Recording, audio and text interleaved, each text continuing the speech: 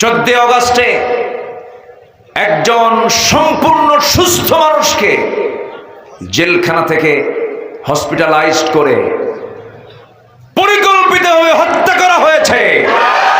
সে doctor কোথায়? কোনো পালানোর সুযোগ দেওয়া হবে না। দৃষ্টান্তমূলক শাস্তি আমাদের সময়ের দাবি।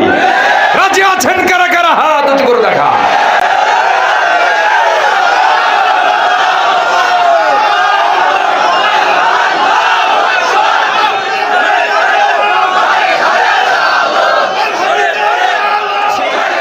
শীর্ষস্থানীয় ধনী, কত বড় ধর্মের ব্যবসায়ী, ঠিক কিনা? দাড়িকে সম্মান করেছে। দাড়ি নবীর সুন্নাহ, ঠিক কিনা? দাড়ি রাখছে না কাটছে? ওর দাড়ি রাখা কি সুন্নতের জন্য না ব্যবসার জন্য? ধর্মের ব্যবসা আমরা করি না। ধর্মের ব্যবসা তারাই করে যারা দাড়ি রাখে, কাটে, পট্টি লাগায়, পট্টি ছাড়ে, তিলক লাগায়। সামনের সুন্দর দুটি দাঁত ভেঙ্গে পড়ে গেল। মুখ থুবড়ে আমার নবজি পড়ে গেলেন। কাফিরদের মধ্য থেকে উচ্চ আওয়াজে প্রচার হয়ে গেল, কতিলা মুহাম্মদ, মুহাম্মদ নিহত হয়ে গেছে। আমার নবীজি মুখ থুবড়ে ওহদের প্রান্তরে তিনি উপর হয়ে পড়ে থাকলেন। আমি যতবার মক্কায় গেছি, মদিনায় গেছি, মদিনায় গেলে পরে বারবার আমি ওহদের ময়দানে যেতাম। বারবার আমি ওহদের ময়দানে চলে যাই। শুহাদায়ে উহুদের 70 জন সাহাবীর লাশ সেখানে সমাহিত করা হয়েছে। 70 জনের জানাজা পড়িয়েছেন মুহাম্মদ সাল্লাল্লাহু আলাইহি ওয়াসাল্লাম। আমার নবী সেই যুদ্ধের ময়দানে নিজে রক্তাক্ত হয়ে জমিনে তিনি উপর হয়ে পড়ে থাকলেন। সব সাহাবীরা চিৎকার মেরে মেরে কাঁদতেছে, রাসূল বুঝে ইন্তেকাল করেছেন। একজন জ্ঞানী সাহাবী সাইয়েদনা আলী মনে মনে চিন্তা করলেন, না না, রাসূল মারা যেতে পারেন না। তন্ন তন্ন করে খুঁজে খুঁজে বের করলেন। রাসূলকে কাছে পেয়ে দেখেন নবীজির চেহারা, দাড়ি, মুখ সব রক্ত দিয়ে মলিন হয়ে গেছে, চেনা যাচ্ছে না। চুলগুলো, দাড়িগুলো সব রক্তে লাল হয়ে গেছে, পোশাকটা রক্তে লাল হয়ে গেছে। আমার নবীজির এমন দৃশ্য দেখে সাইয়েদনা আলী কাঁদতে কাঁদতে বলছেন, হুজুর এই মক্কাবাসীর জন্য আপনি লানত করুন। রাসূল বলছেন, না ওরে আলী, এমন বদ্দ আমি আমার মুখ থেকে কখনো বের করবো না। তবে আলী একটা কথা জেনে রেখে দিও, আমার দেহ থেকে দিন কায়েমের জন্য যখন এই জমিনে রক্ত ঝরেছে, এই জমিনেই দেখবে কালিমার পতাকা বিজয়ী বেশে উত্তীর্ণ হয়েছে। কালিমার বিজয়ের জন্য রক্তের দরকার আছে না নাই? আসতে বলবেন না, আছে না নাই? নবীর দেহ থেকে রক্ত ঝরেছে কি ঝরে নাই? ঝরেছে। নূহ আলাইহিস সালাম রক্ত ঝরিয়েছেন, জাকারিয়া আলাইহিস সালাম রক্ত ঝরিয়েছেন। অনেক সাহাবী, অনেক আল্লাহর পয়গম্বর শাহাদাত বরণ করেছেন। আমার নবীজিকে সেই জায়গা থেকে সাইয়েদনা আলী কোলে করে উঁচু পাহাড়ের জায়গায়, উঁচু জায়গায় শোয়া রাখলেন। নবীজি মুখটা, চোখটা বন্ধ হয়ে আছে। চোখটা খুলেই দেখেন সাহাবা কিরাম তার সেবায় ব্যাকুল হয়ে পড়েছে, ব্যস্ত হয়ে পড়েছে। এর মধ্যে একজন সাহাবীকে দেখলেন, যে সাহাবী রাসূলকে খুব ভালোবেসেছেন। নবীজির কপালে বিদ্ধ লোহা দেখে সঙ্গে সঙ্গে সেই সাহাবী করলেন কি, হাতটা লাগায় দিলেন, টান মেরে লোহাটা বের করবেন কিন্তু পারতেছেন না, শক্তভাবে গেঁথে গেছে। সঙ্গে সঙ্গে সেই সাহাবী উবাইদ ইবনুল জাররাহ রাদিয়াল্লাহু তাআলা আনহু ভাবলেন, হাত দিয়ে টান দিলেন, নবীজি কষ্ট বেশি পাবেন, দাঁত লাগায় দিলেন। দাঁতটা লাগায় দিয়ে নিজের দাঁতের কথা না ভেবে এমন জোরে টান মারলেন, এক টানে লোহাটা বের হলো। সেই সাহাবীর সামনের দুটো দাঁত ভেঙে গেল। আমার নবীজি বলছেন, ওবায়দা আস্তে টান দিলে তোমার দাঁতটা ভাঙতো না। ওবায়দা বলছেন, হুজুর আমার দাঁত কেন, আপনার কষ্টকে লাঘব করার জন্য প্রয়োজন আমার কলিজা টেনে ছিঁড়ে দিতে রাজি আছি। আমার নবীজি খুশি হয়ে গেলেন। গালের ভিতরে বিদ্ধ হওয়া লোহাটা যখন টান মারলেন, ফিঙ্কি দিয়ে রক্ত পড়া বের হয়ে গেল। রক্তগুলো তিনি মাটিতে ফেলতে দিচ্ছেন না। ওবায়দা করলেন কি, অঞ্জলি ভরে রক্তগুলো হাতের মধ্যে নিলেন, রাসূলকে না দেখা একটু আড়ালে হয়ে রক্তগুলো চুষে চুষে পান করতেছেন। নবীজি দেখে বলেন, ওবায়দা রে, লুকায় লুকায় কি খাও, কি পান করো? হুজুর আপনার দেহের রক্ত আমি কোথায় ফেলবো, খাই? আমার রাসূল বলেন, ওবায়দা রে, আমার দেহে রক্ত যে দেহে স্পর্শ করেছে, যে দেহে চলে গেছে, সেই দেহটা জাহান্নাম আল্লাহ পাক তার জন্য হারাম করে দিয়েছে। ওরে ওবায়দা, তুমি আমাকে দারুণ ভালোবাসো, তুমি আমাকে দারুণ মহব্বত করো বায়দা। রাসূল তার প্রতি চরম খুশি হয়ে গেলেন। আমার বন্ধুগণ, নবীজির সিরাতের মাসে, নবীজির জন্মের মাসে, মৃত্যুর মাসে নবীর প্রতি মহব্বত হোক আমাদের একটা অনুপ্রেরণা। জোরে বলি ইনশাআল্লাহ। রাসূলকে স্বপ্নে দেখার ইচ্ছা কি সবার আছে নাকি? আসতে বলবেন না, আছে নাকি? তার সুন্নত মানলে আমরা স্বপ্নে দেখতে পাবো, তার সুন্নত মানবো। জোরে বলি ইনশাআল্লাহ, আরো জোরে বলি ইনশাআল্লাহ। সুন্নত বেশি আছে যার, নবীর সঙ্গে সম্পর্ক আছে তার। আমার বন্ধুগণ, তাহলে বোঝা গেল আমরা ক্ষতির মধ্যে যেতে চাই না, লাভের দিকে যেতে চাই। লাভের দিকে যেতে চাইলে এই 10টা কাজ থেকে আমরা নিজেকে দূরে রাখবো। নাম্বার 9 হলো বাতিলের প্রতি বিশ্বাস স্থাপন। আল্লাহকে অস্বীকার করবে যারা, তারা হলো ক্ষতিগ্রস্ত। বাতিলের প্রতি বিশ্বাস স্থাপন আছে না নাই বলেন? আমার দেশে এমন দলের নেতা আছে যারা বলে আনসিন ইজ নাথিং, যা দেখি না বিশ্বাস করি না। এটা কমিউনিজমের একটা মন্ত্র। কমিউনিস্ট পার্টিদের মন্ত্র হল আনসিন ইজ নাথিং, যা দেখা যায় না বিশ্বাস করা যায় না। ওই সমস্ত ব্যক্তিরা বাতিলকে বিশ্বাস করে নিয়েছে। আল্লাহ বলছেন তারা ক্ষতিগ্রস্ত হয়ে গেল। আল্লাহ রাব্বুল আলামিন সূরাতুল আনকাবুতের 52 নম্বর আয়াতে বলছেন কুল কাফা বিল্লাহ। আল্লাহ রাব্বুল আলামিন বলছেন কুল কাফা বিল্লাহি বাইনি ওয়া বাইনাকুম শাহীদান ইয়ালামু মা ফিস সামাওয়াতি ওয়াল আরদ ওয়াল্লাযীনা আমানু বিল বাতিল ওয়া কাফারু বিল্লাহ উলাইকা হুমুল খাসিরুন। জোরে বলুন আল্লাহু আকবার। আল্লাহ রাব্বুল আলামিন বলেন যারা বাতিলের প্রতি ঈমান আনে, তাহলে ঈমান বাতিলের প্রতি আনা হয়। তাহলে ঈমানদার, বাতিল ঈমানদার আছে না নাই? কোরআনের ভাষায় তারা কি ঈমানদার? বাতিল ঈমানদার।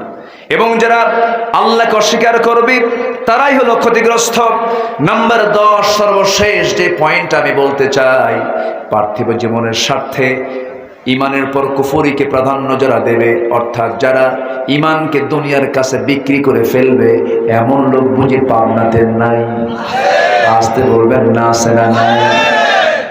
বিশ্ব ইসলামী আন্দোলনের অন্যতম সিপাহ সালার শহীদ আল্লামা মতিউর রহমান নিজামী আপনার জেলার গর্ব। আলহামদুলিল্লাহ বলেন, জোরে বলি আলহামদুলিল্লাহ। এত বড় নেতা, শুধু তিনি এই দেশের সম্পদ নয়, গোটা বিশ্বের সম্পদ। আল্লাহু আকবার বলেন। গোটা বিশ্ব ইসলামী নেতৃত্বের এক সফল নেতা মতিউর রহমান নিজামী রাহিমাহুল্লাহ। তিনি পাবনার মাটিতেই শুয়ে আছেন। আল্লাহ তুমি তার কবরটাকে জান্নাতের টুকরা বানায় দাও। জোরে বলি আল্লাহুম্মা আমিন। তারা চেয়েছিল নেতৃত্ব শূন্য করতে, নেতৃত্ব শূন্য হয় না ইসলামের কখনো। ইসলামের নেতৃত্ব শূন্য কেউ করতে পারবে না। ইসলাম কারো বাবার নয়, ইসলাম কার? আল্লাহ। সম্মানিত ভাইয়েরা, সম্মানিত বন্ধুগণ, এই সমস্ত ব্যক্তিরা আমাদের সবচাইতে বড় রাহবার। তারা আমাদেরকে পথ দেখিয়েছেন। কুসুমাস্তীর্ণ পথে যে জান্নাত পাওয়া যাবে না, তার দৃষ্টান্ত হচ্ছেন তারা। ফাঁসি হওয়ার আগ দিয়ে ছেলের সঙ্গে বাবার কথোপকথন হচ্ছে। ছেলেকে বাপ বলছে, বাবা আমার জানাজা কে পড়াবে? তুমি বলে দাও, তুমি আমার জানাজা পড়াবা, আমার গোসলটা করায় দিবা, তুমি আমার জানাজা পড়াবে, তুমি যাবে সাথে, তোমার আম্মুকে সাথে নিয়ে যাবে না, তোমার আম্মু গেলে তোমার আম্মার কষ্ট হবে, সেজন্য ঢাকায় থেকে যায়। রাতে তার মৃত্যু হবে, বিকেলে তার সন্তানের সঙ্গে কত কথোপকথন হচ্ছে। কত বড় আল্লাহ হলে পরে এমন সবর তার মধ্যে থাকতে পারে?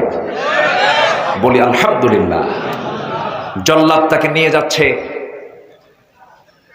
নিয়ে যাবে ফাঁসির মঞ্চের দিকে। ওনাকে বলা হলো আপনার সময় হয়ে যাচ্ছে। তিনি বললেন আমাকে একটু নামাজ পড়তে দিবেন না? হ্যাঁ পড়েন। নামাজটা সারলেন, মুস্কি হাসি দিলেন। জল্লাদের জবানবন্দি, জল্লাদ বলছে বহু আসামির ফাঁসির রায় কার্যকর করেছি, টেনে হেঁচড়ে শেষরে নিয়ে তাদেরকে নিয়ে যেতে হয়েছে, কিন্তু আমি লক্ষ্য করে দেখেছি এই কেমন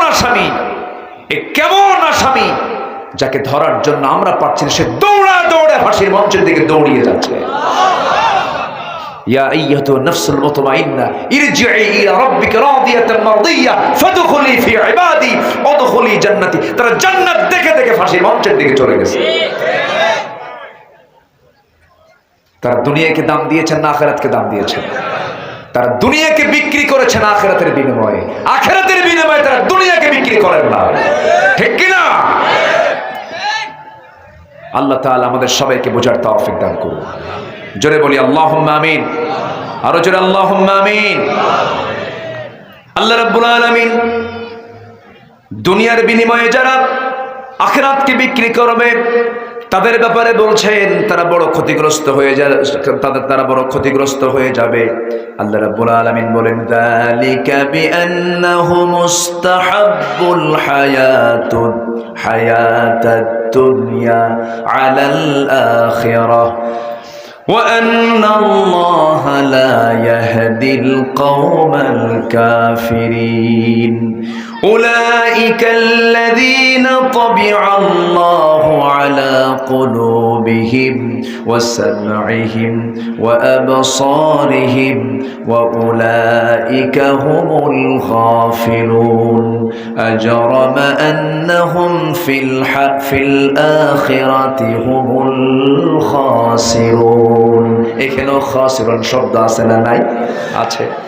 খুসরানের দিকে যাওয়া যাবে না, নোকসানের দিকে যাওয়া যাবে না, ফাইজুন হতে হবে, মুফলিহুন হতে হবে। মুফলিহুন কারা? قد أفلح المؤمنون الذين هم في صلاتهم خاشعون والذين هم عن اللغو معرضون والذين هم للزكاة فاعلون والذين هم لفروجهم حافظون। সফল তো তারা যারা নামাজটাকে সুন্দর করে আদায় করে, যারা যাকাতটা ঠিকমতো আদায় করে, যারা জিহ্বার লাগাম লাগায়, বেহুদা বাজে কোনো কথা মুখ থেকে বের করে না, এবং যারা লজ্জাস্থানের যারা হেফাজত করে। এরপর আল্লাহ বলছেন ওয়াল্লাযীনা হুম লিআমানাতিহিম ওয়া আহদিহিম রাউন। যারা আমানত ঠিক রাখে, যারা ওয়াদা ঠিক রাখে। আমানতদারিতাটা কি? যেমন বউয়ের কাছে স্বামী হলো আমানত, স্বামীর কাছে বউ হলো আমানত। স্ত্রীর যে যৌবন সেটা উজাড় করবে স্বামীর কাছে, স্বামীর যৌবন উজাড় করবে স্ত্রীর কাছে। কিছু কিছু মহিলা আছে স্বামীর কাছে যৌবন না দিয়া আরেকজনের কাছে যৌবন দেয়, এমন বউ বুঝি পাবনা জেলায় নাই। কব কথা কব, বলবো বলবো বলবো। আবার কিছু স্বামী আছে বউকে সুন্দর করে পরপুরুষকে দেখাতে খুব পছন্দ করে। আছে নিজের বউটা একটু সুন্দর দেখতে, সুন্দর দেখতে, চামড়াটা সাদা, নাকটাই একটু উঁচা প্রশস্ত, কপাল চেহারাটা সুন্দর, চুলগুলো বড় বড়। কিন্তু এই যে সুন্দর চেহারা, সুন্দর যৌবন, একমাত্র ওই মেয়েকে দেখবে তার স্বামী। পৃথিবীর কোনো পুরুষ তার দেখা জায়েজ নাই। এটা কে বলে দিয়েছেন? কিন্তু কিছু পুরুষ আছে, কিছু স্বামী আছে বউকে দেখায় বেড়ায়, আছে না নাই? R1 কি একটা হুন্ডা আছে নাকি? R1 5, হ্যাঁ এখন 5 6 আসছে নাকি? ওই দেখেন 6ও আসছে, সব জানে তো। R1 5, R1 5-এ প্যাসেঞ্জার পিছনে বসে আর ড্রাইভার সামনে বসে। তো ড্রাইভারের সিট আর প্যাসেঞ্জারের সিট উঁচা কোনটা বেশি? প্যাসেঞ্জার। প্যাসেঞ্জারের সিটটা হলো উঁচা আর ড্রাইভারের সিটটা হলো নিচু। তো ড্রাইভার তো স্বামী, বউ হলো প্যাসেঞ্জার। তো বউ থাকে দোতলায় আর স্বামী থাকে নিচতলায়। গোটা পাবনা কেবনিয়া টু মুজাহিদ ক্লাব, ওইদিকে গাছপাড়া, বুঝতেছেন সিরি না? আচ্ছা, গোটা শহর একেবারে একটা মানে মোহরা দিল। এবং সে R1 5-এর আবার যে হাওয়া বের হয় ওটাকে কি কয়? স্যালেঞ্জার আউট, বিকট আওয়াজ, মানে আমি যাচ্ছি, হয়ে যাচ্ছে একটা কিছু, আছে না নাই? বেহায়া হলে যা হয়। গোটা শহর ঘুরে বেড়ালো, বুঝালো আমার বউ একখান। একজন কইছে মাল দেখে যেরকম নাউজুবিল্লাহ। কিন্তু মেয়েদের দাম কি এরকম? মেয়েদের দাম আছে না নাই? কিন্তু মেয়েদেরকে যারা পণ্য সামগ্রী বানায় তারা হলো চরিত্রহীন লম্পট। মার পায়ের নিচে জান্নাত রেখে দিয়েছেন কে? অনেক মা বোন মাহফিলে আসছেন, একটু বলা দরকার। সম্মানিত ভাইয়েরা, সারাদিন হুন্ডায় ঘুরায়া সন্ধ্যার দিকে চলে আসলো হার্ডিন্স ব্রিজের পাশে, লালন শাহ সেতুর পাশে, পারমাণবিক চুল্লির ঠিক 3টার কর্নারে 4টা, আচ্ছা একটা বাড়ছে মনে হয়। আচ্ছা, দাঁড়ায়া বউকে বলল একটু দাঁড়াও তো, চুলটা সাজাও, কপালটা সাজাও, ঠোঁটটা সাজাও, চেহারাটা সাজাও, অর্ধলগ্ন করে সুন্দর একখান একেবারে আইফোন 16 প্রো ছবি একখান তুললো, ম্যাক্স না কি ট্যাক্স আল্লাহ জানে, তুইলা ছবিটা সুন্দর করে আরো সুন্দর ডিজাইন করে ফেসবুকে পোস্ট করে লিখতেছে, প্রিয় ভাইয়েরা আসুন সবাই মিলে আমার বউটাকে জামাতের সাথে দেখি। যেরকম নাউজুবিল্লাহ। আছে না নাই? এটা কি আমানত রক্ষা না আমানত ভঙ্গ? ভঙ্গ করা। আবার মোবাইল তো আছেই, Messenger, imo, Line, Viber, WhatsApp, TikTok, Teletalk না কি টেলিগ্রাম। আচ্ছা, গ্রামে আসছে এখন। আচ্ছা, এই যে মাধ্যমগুলো রাত 1টা বাজলেই কিছু কিছু যুবক আছে খুব ব্যস্ত হয়ে পড়ে তাহাজ্জুদের নিয়তে বসে। আছে না নাই? দেখলো সারা রাত ধরে চ্যাটিং চলছে। কি চলছে? চ্যাটিং। হাত টানতেছে, এই হাত একদিন সাক্ষী দেবে কার কাছে? ওয়াতাশহাদু আরজুলুহুম। আছে না? আছে না নাই? আল ইয়াওমা নাখতিমু আলা আফওয়াহিম ওয়া তাশহাদু আরজুলুহুম বিমা কানু ইয়াকসিবুন। হাত সাক্ষী দেবে, পা সাক্ষী দেবে। কোন হাতে তুমি চ্যাটিং করেছো? হাই আপু, ও বাবু। দেখছেন, আমি শুধু পারি, দেখি আপনারা বেশি পারে না। এগুলো করা যাবে না। হ্যাঁ, যুবকরা এগুলো নোংরা কাজ, এগুলো কইরো না, লাভ নাই। Loss project. কি প্রজেক্ট? শুধু লস না, মহালস। মহালস। আজকে তো লস প্রজেক্ট নিয়ে আলোচনা করলাম। এই লসে যাওয়া যাবে না। ওই যে বিকেলবেলা গ্রামের মধ্যে কিছু কি বলে, কিছু হোটেল তৈরি হয়েছে, ওটাকে কি বলে, রিসোর্ট তৈরি হয়েছে। এরকম বাঁশের খুঁটি দিয়া পানির মধ্যে, ওখানে কি যায় এখন? আল্লাহর ওলি বসে। আল্লাহর ওলির ওখানে যায় যারা ব্যস্ত জীবন থেকে, তাদের কি টাইম আছে? ওখানে গিয়ে জোড়ায় জোড়ায় বসে। আছে না নাই? বসে বসে বসে গল্প করে, টাইম পাস করে। এই নোংরামিগুলো বন্ধ করতে হবে। এখন সময় এসেছে সবাই হাত শক্ত করে পিটাইয়া সোজা করতে হবে। সবাই স্ব জায়গা থেকে সজাগ হয়ে যান। মোবাইল খুব সাবধান। এই চুয়াডাঙ্গা মাহফিল ছিল গত বছর। এক মাহফিলে বসলাম খাইতে, এশার নামাজের সময়। এক মুরব্বী এসে বলে, হুজুর দোয়া করবেন। কি দোয়া কর? বললাম কি দোয়া? বলতেছে, আমার বড় মেয়েকে বিয়ে দিছি ঠাকুরগা। এত দূরে বিয়ে দিলেন কেন? কেমনে বিয়ে হলো এত দূরে? ঘটককে? হুজুর মোবাইল। ঘটককে? তো বললাম মোবাইল দিছেন কেন? হুজুর ও সায়েন্সে পড়ে, ফিজিক্স কেমিস্ট্রির অনলাইন ক্লাস, স্যামসাং গ্যালাক্সি একদম ভালো আপডেট একটা মোবাইল কিনে দিলাম যেন সে ভালো দেখতে পারে। কোজ আরেকটা লাইন খুলছে, তার কি আমি জানি? চলে গেছে। এই জন্য গার্জিয়ানদের মাথায় রাখতে হবে, মোবাইল দেওয়ার আগে ভাবতে হবে একবার না হাজারবার। হাজারবার। যুবকরা তোমরা যখন ডিভাইসগুলো হাতে নেবে ভাবতে হবে একবার না হাজারবার।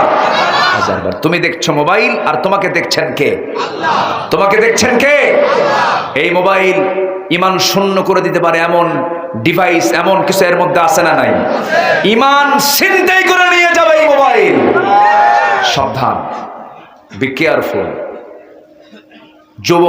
জীবন যৌবন সব ধ্বংস করে ফেলার জন্য আমেরিকা বসে আছে। ইউরোপরা বসে আছে, ওদের সভ্যতা হলো কাপড় খুলে ফেলা, উলঙ্গ করা, উলঙ্গ দুনিয়া তারা চায়। আর মুসলমান সম্মান সম্ভ্রম মানুষের রক্ষা করার জন্য গোটা শরীরকে ঢেকে দিতে চায়। আমরা উলঙ্গ হতে চাই না ঢেকে দিতে চাই? ঢেকে দিতে চাই। আসুন যৌবনকে কন্ট্রোল করি। যুবকরা নোংরা পথে পা দিবা না, মোচা পাবা। যৌবনকে কন্ট্রোল করবে। বিয়ে করবা পিছনের দরজা দিয়ে না সামনের দরজা দিয়া? আসতে কয় সামনের দরজা দিয়ে যাবা, পিছনে এই এদিকে এরকম করবেন না। লুকোচুরি করে লাভ নেই, চোর এগুলো কি বলেন? চোর এগুলো করবেন না। সামনে বাবার কাছে গিয়ে বলবেন, অথবা বাবাকে পাঠায় দিবেন। ব্যাস, বাবা পাঠায় দিয়ে বাবা বলে ফেলবে, প্রস্তাব দিয়ে ফেলবে। আবার কিছু বাপ আছে, ছেলে যদি বিয়ে করতে চায় বাপ কয় নিজের পায়ে দাঁড়া। কি খুশি দেখেন, বিয়ে করবে ওরা নিজের পায়ে। ও কি অন্যের পায়ে দাঁড়ায় আছে? কিছু বাপ আছে বেকুব, ছেলে বলতেছে বিয়ে করাও, এর মানে কি বিয়ে না করলে বাপকে গুনাহগার হতে হবে। বিয়ে করানো উচিত। আজকের সমাজে বেপরদার পরিবেশ কম না বেশি? যে সমাজে বেপরদার পরিবেশ বেশি, সেই জায়গায় ইমান ছিনতাই করার সম্ভাবনা কম না বেশি? এই জন্য বিয়েটা অবশ্যই জরুরি জিনিস। বিয়ে করবেন আপনি, আর আপনার বরকত দিবেন কে? আল্লাহ। আপনার বরকত দিবেন কে? যে ছেলে বেশি বিয়াড়া, ওরকে সাইজ করার জন্য কি দরকার? বিয়ে করলে বইয়ের চাইতে ঠিক করার মানুষ আর পৃথিবীতে কেউ নাই, যদি সে আসলেই মানুষ হতে চায়। বউকে ভয় লাগে না? দেখছেন, লাগেই তো। বিয়ে করছে তো, হ্যাঁ, বিয়ে বউ ভয় লাগে না? বউকে ভয় লাগে না? লাগে তো, লাগে। এই যে ওনাকেও যদি বলুন, উনিও বলবেন হ্যাঁ লাগে। বউকে ভয় করে না এমন কোন স্বামী নেই। ভয়, বইয়ের ব্যাপারে ভয় নাই যার, সংসার নাই তার। কি ঠিক আছে না? বউ যদি একবার খেপে ওঠে, স্বামী কয়বার যে মাফ চায়, শোনো মাফ চায়, আছে কিনা বলেন, আছে কিনা? মাফ চায়, ভয় করে। কারণ মেয়েরা সোজা জারে, সোজা হাড়ে না বাঁকা হাড়ে? একবার যদি বাঁকা হয়, যদি কয় গেলাম বাপের বাড়ি, থামান কঠিন। দেখছেন কি জোরে কয়, ঠিক মনে ঘটনা ঘটছিল মনে হয়। আল্লাহ পাক সবাইকে ইসলামী অনুশাসন মেনে চলার তৌফিক দান করুন। জোরে বলি আল্লাহুম্মা আমিন। যুবকরা স্কুলের বারান্দার সামনে যাবে না, মহিলা স্কুলের সামনে যাবে না, নোংরামি করবা না। মোবাইল চালাতে নিয়ে আল্লাহর কালাম শুনবা, ওয়াজ শুনবা, ভালো কিছু শুনবা, সময়টাকে ভালো কাজে ব্যয় করবে। তোমার এই সময় তোমাকে জান্নাতে নিয়ে চলে যাবে। এই ক্ষতিগ্রস্ততাগুলো থেকে আল্লাহ তাআলা আমাদেরকে বাঁচান, আমাদেরকে হেফাজত করেন। জোরে বলি আল্লাহুম্মা আমিন। এই আশাবাদ কামনা করে আমি আমার কথা এখানে শেষ করছি। আরো দেখা হবে, পাবনায় আসবো।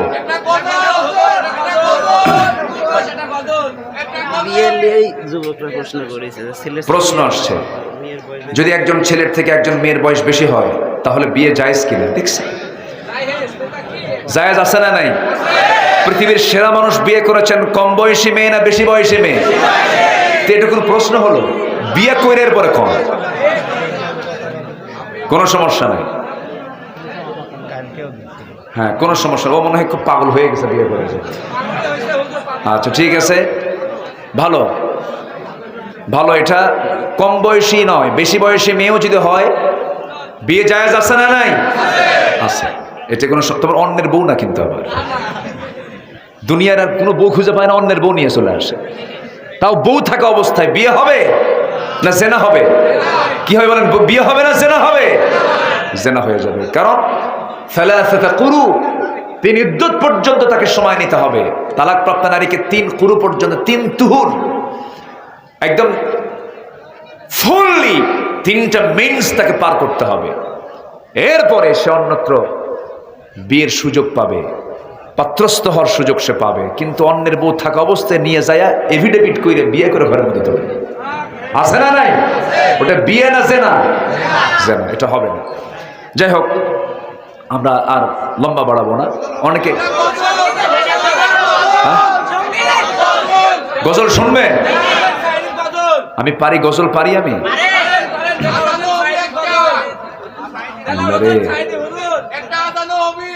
আজান কি ফজরের? এখন যদি আমি আজান দেই, কিছু বুড়ো চাচা আছে ঘুম আসছে এসার সময়, আমার ডাক শোনা মাত্রই নামাজে যায়, দেখবে কি ব্যাপার, কেউ নাই, যে আমরা ছোট্ট একটা গজল গেই আমরা শেষ করে দেব। জোরে বলি ইনশাআল্লাহ। হ্যাঁ জি, আমরা ছোট্ট একটা, আমি তো পারি না তেমন, জি এখানে অনেক ভালো ভালো অনেকে সুন্দর সুন্দর সঙ্গীত গেয়েছেন আমি শুনেছি। আচ্ছা দেখা যাক ইনশাআল্লাহ। এই পৃথিবী ছেড়ে আমরা সবাই চলে যাব, যাব না ইনশাআল্লাহ? যাব। আমরা ডান হাতের আমল না বাম হাতের আমল নিয়ে যাব? ডান হাতের আমল নিয়ে যাব। তবে হ্যাঁ, সে আল্লাহকে সাথে নিয়ে আমরা থাকতে চাই, যে আল্লাহকে মরার পরেও পাবো। আমরা মরার পরে আমরা আশেপাশে কাউকে পাবো? আমরা মরার পরে আমরা কাকে পাবো? আল্লাহকে পাবো। সে আল্লাহর সঙ্গে আমার সম্পর্ক বাড়াবো। জোরে বলি ইনশাআল্লাহ। জি, তাহলে সে আল্লাহকে আমরা দেখতে চাই। সে আল্লাহকে কি আমরা দেখতে চাই? কোথায় দেখতে চাই? দুনিয়াতে দেখা সম্ভব? দুনিয়াতে আমরা কেউ দেখতে পারবো? আমরা আল্লাহকে দেখতে পাবো হচ্ছে দুনিয়াতে না আখেরাতে? আখেরাতে। পৃথিবীর সবচেয়ে সুন্দর কে? আরো জোরে, আরো জোরে। দুনিয়া সুন্দর না আল্লাহ সুন্দর? আসমান সুন্দর না আল্লাহ সুন্দর? সাগর সুন্দর না আল্লাহ সুন্দর? দুনিয়া সুন্দর, মানুষ সুন্দর, আসমান সুন্দর, জমিন সুন্দর, সুন্দরে সুন্দরে পাল্লা। জানি না কত সুন্দর তুমি আল্লাহ, জানি না কত সুন্দর তুমি আল্লাহ।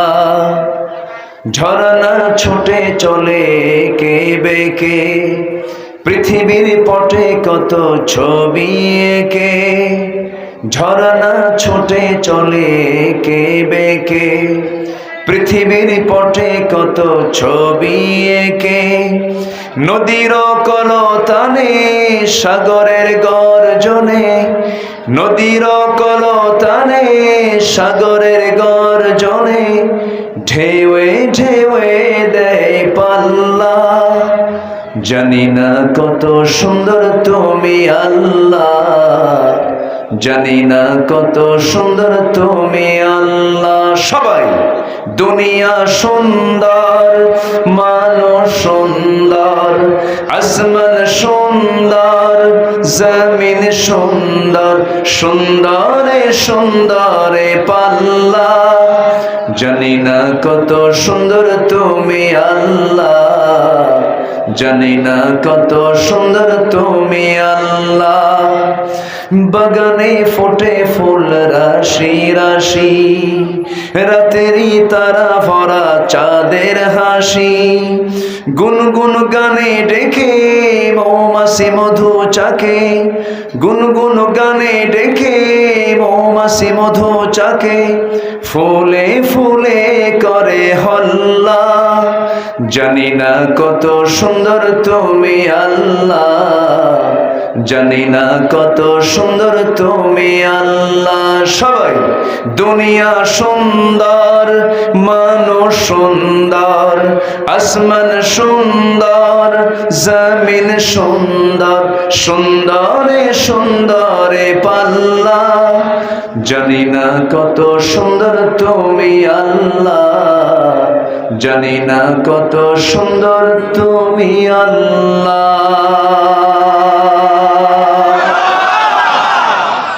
জি, সবাই নামাজের মতো করে বসে সবাই বলে সুবহানাকাল্লাহুম্মা।